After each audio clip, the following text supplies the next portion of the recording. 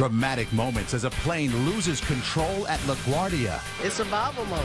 Plowing into a fence, stopping just feet from frigid waters. The pilot would have let us go one more, probably about 2 more inches. Tonight, new video from inside the plane as passengers escape off a wing. Now the question, was it safe enough to fly in the first place? It's closed. The airport is closed. Good evening, I'm Maurice Dubois. And I'm Christine Johnson. Chopper 2 shows us a view over LaGuardia tonight, right now. These are live pictures. Almost 12 hours after that crash, they are now starting to move the plane from the crash site. 2 large cranes on each end holding it steady. We have extensive coverage of the frightening runway skid. Let's begin with Matt Kozar. Matt?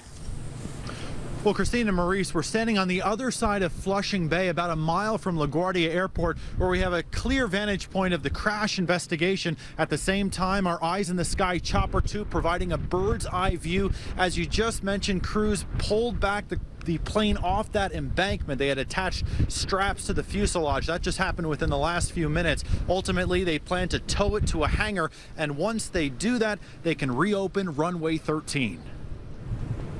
2 industrial cranes are tasked with lifting the 140,000-pound plane, precariously perched on a metal security fence.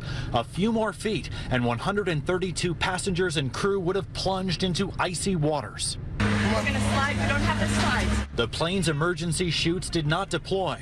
New cell phone video shows passengers in their winter jackets sliding down a damaged right wing, and first responders helping people onto a snowy tarmac. Around 11 this morning, during a heavy snowfall, the Delta MD-88 aircraft coming from Atlanta crossed Flushing Bay and landed hard on runway 13, which is about 7,000 feet long.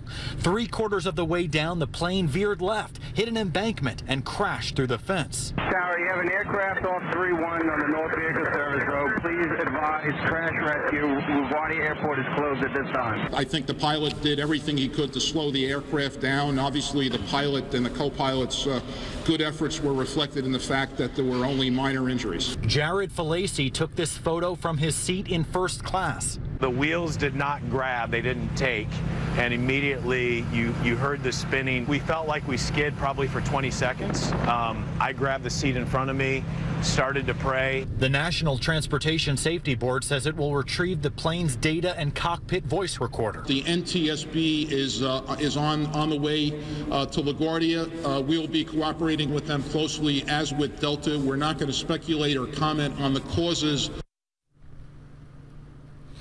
Well, despite this violent crash landing, no one seriously hurt. Reporting live tonight from College Point, Queens, Matt Kozar, CBS 2 News. Okay, Matt, thank you. And Chopper 2 is live over the scene at LaGuardia right now. Joe Bierman with an excellent vantage point. Joe?